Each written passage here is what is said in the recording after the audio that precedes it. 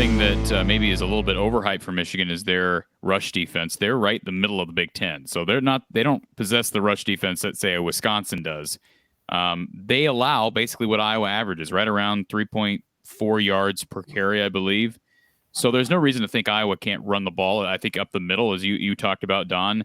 Gavin Williams would make me think that maybe this could be a surprise game. He may be a dark horse in this game to compile some yardage because of his ability to run downhill.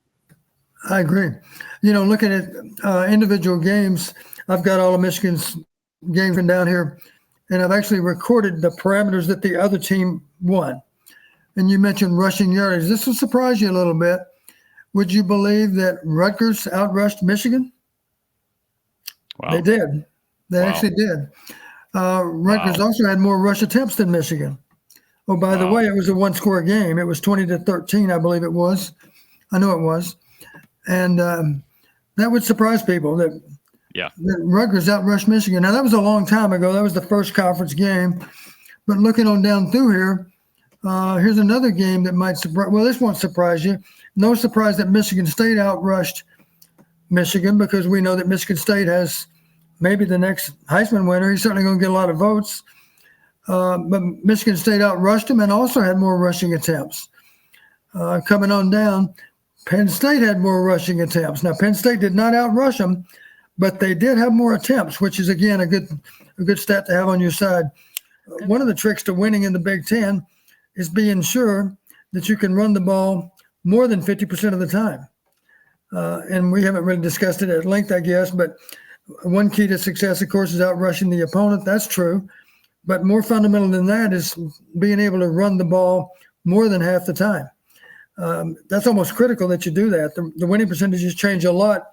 If you're below 50% run, they change a lot. You need to be above 50% run. If you can get up towards 60% run, your chances are even better of winning the game.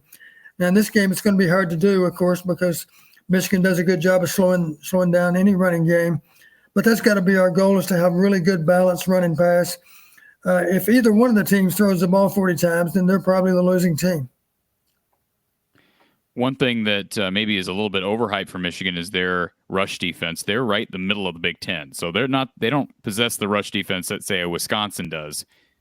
They allow basically what Iowa averages, right around 3.4 yards per carry, I believe. So there's no reason to think Iowa can't run the ball. I think up the middle, as you talked about, Don. Gavin Williams would make me think that maybe this could be a surprise game. He may be a dark horse in this game to compile some yardage because of his ability to run downhill. I agree.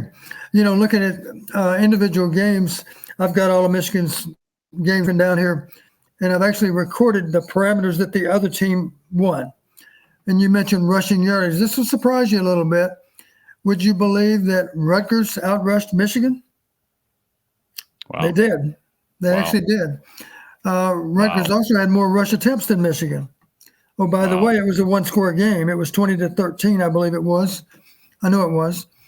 And that would surprise people that Rutgers outrushed Michigan. Now, that was a long time ago. That was the first conference game. But looking on down through here, here's another game that might surprise. Well, this won't surprise you. No surprise that Michigan State outrushed Michigan, because we know that Michigan State has maybe the next Heisman winner. He's certainly going to get a lot of votes. But Michigan State outrushed him and also had more rushing attempts. Coming on down, Penn State had more rushing attempts. Now, Penn State did not outrush them, but they did have more attempts, which is, again, a good stat to have on your side. And then more recent than that, even, Maryland outrushed Michigan and had more rushing attempts. So there is some indication that if you're really committed to running the football, to keep them honest, you'll have a chance to get that done, because any number of teams are able to do it. One of the nicer developments, and I think this could be one of the more underrated developments if it holds true on Saturday, and that is what Kirk said yesterday at his weekly press conference, and that is that Terry Roberts looks like he may be back. Don, I don't want to put you on the spot, but you were at practice today. Was Terry practicing? Did you notice? I did not notice. If he comes back, this is just what I think. I think that changes Iowa's. I think that changes Iowa's outlook in this game. I'm not saying it's a 10-point difference, but I'm just saying a couple of reasons. A, he is, I think, by far, and Iowa's got a lot of them, he is their best special teams guy in general. If you're just talking about a guy who's doing the dirty work, he seems to come up with big plays. I think back to the Iowa State game in 2019, play that he really made along with Young, a wide receiver.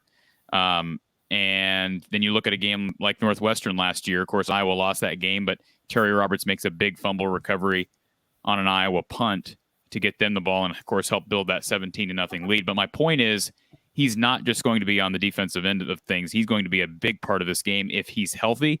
And here's what I also think. I think we have talked about this, but Minnesota, and I know Wisconsin and Michigan are not built the same. Michigan's got a better downfield passing attack than Wisconsin. I don't think that's any debate. And it starts with the quarterback position. I understand that. But one thing Iowa has not been willing to do against the likes of Wisconsin, and you could argue Minnesota, but I think more so Wisconsin. Maybe you'll tell me wrong, Don. But sometimes Iowa's not willing to sell out enough against the run. Whereas you look at what Minnesota did against Wisconsin this past week. They shut down Wisconsin's running attack. When's the last time you said Iowa has shut down a Wisconsin running attack? It does not happen. Right. And to do that, you have to say, okay, we're willing to put our cornerbacks on an island. And what I saw in that Minnesota-Wisconsin game, and I am coming roundabout to Michigan, what I saw in that Minnesota-Wisconsin game was PJ Fleck saying, look, we're going to sell out. We're going to stop. We're not going to let Braylon Allen just run for 200 yards on us. We're going to force Mertz to throw the ball downfield, which he did. But he also said, look, I don't think Mertz is that good. If he's going to throw the ball downfield, we'll take our chances. And if our corners get beat, we'll take a pass interference. We'll take the 15 yards, and we'll live to see another set of downs. And I could be wrong on that, Don, but it worked well. And eventually Mertz, he doesn't have that many darts down the field. Now, I don't know if that's different with McCarthy and McNamara. Certainly McNamara is more the guy who's going to be throwing those deep shots. But do you see Phil Parker willing to sell out against the best run offense in the Big Ten, sell out against that run? I think Terry Roberts being back there as opposed to Jamari Harris would help Phil to have the confidence that we can handle the back end if we do that. Maybe so. That's not Phil's nature. You know, he would certainly like to think that we don't have to do that because, you know, at that point, obviously you're vulnerable to a big play. I am concerned about one receiver in particular. Number one has a lot of speed. I believe he's the guy. I know he is. He's the guy that really came into his own in the Michigan State game, you know, because he's from East Lansing, as I recall, playing for Michigan. I think he's a freshman, number one, whatever his name is. Can't recall. Looking him up here. But I would worry about Andrel Anthony. Yeah. We better respect his speed because I think he's got a little extra juice in terms of the deep ball. He's got good speed. Well, he averages 21 yards per catch. Yeah. Yeah. So let's be alert for him. Some of the other guys maybe can't take the top off defense quite as easily as he can. It's not our nature to play that way. You know, the way we'd prefer to play, of course, is to not be overloaded to stop the run. And I say that even if we're not in an 8-man front, obviously Kerner doesn't make all those tackles if he's not recognizing run and getting downhill in a hurry to play run, even though he is a free safety. So even in our base defense, even if he's in half coverage, you know, he's maybe 12 yards off the ball. And of course, he's got keys that he looks for to indicate early indicators that it's run. Maybe it's one particular lineman that shows run even in his stance versus pass. That's where film study comes in again, to be able to pick up on a key as to an early indicator for run versus pass. So even if we're in our base defense, you know, we're rolling Kerner down pretty quickly. Our strong safety's coming down pretty quickly too, even if we're against two-back offense. And of course, I don't know how much they play of two-back offense. They certainly play some, but not a lot. They're in a lot of one-back, as you know. You'll see 3 wideouts out there a lot, and a tight end, and of course, Haskins in the backfield. But as far as just selling out to defend the run, we're going to think long and hard about doing that. That's not our nature. I understand where you're coming from. Don't we have to think? You've always heard me say you got to make them beat you left-handed. Well, it's safe to say if they're running the ball down our throat, we better take our chances by loading the box. I don't think it'll happen. I think we'll hang in there and defend the run okay, especially when you're talking about the safeties rotating down as they see run. The cornerbacks that Iowa deploys, between the four guys who have seen significant time at corner this year, and I'm talking, of course, Hankins, Moss, Roberts, and Harris. Harris has gotten beat deep. Moss has gotten beat deep. Even Hankins has gotten beat deep. The one guy who's not gotten beat deep now is Roberts, but I acknowledge that I think Roberts has probably had the least amount of snaps of all four of those guys. But that is true. Now, we've known Moss has had, at times, moments where he's gotten beat on double cuts deep. But I think you understand where I'm coming from on that, Don. I just feel like perhaps if it's Moss and Harris, I understand Phil Parker not wanting to lead those guys out there by themselves, but I would like to think Moss, he was just voted, I know that doesn't mean anything, but he was just voted Defensive Back of the Year yesterday, Don. Those guys casting their ballots never played football, though, in most cases. That's true. You're right.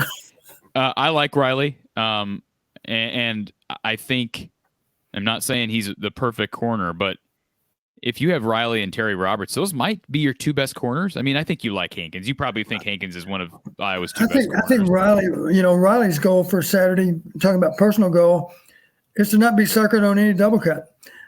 He's got to be smart. He's got to recognize, he's got to anticipate that they're going to try to beat him with the double cut. They'd be crazy not to, because he's been beaten a few times. So his first priority on Saturday is don't get beat over the top. I don't think he'll be beat over the top with the go route. He might be, because number one versus Riley Moss, Riley better respect his speed and give him proper cushion. Because if he goes deep, at some point, that guy's going to run by him. Hopefully that point would be more than 50 yards downfield, and the quarterback would run out of time or run out of arm to be able to get it that far. So that's his priorities. Don't get beat deep.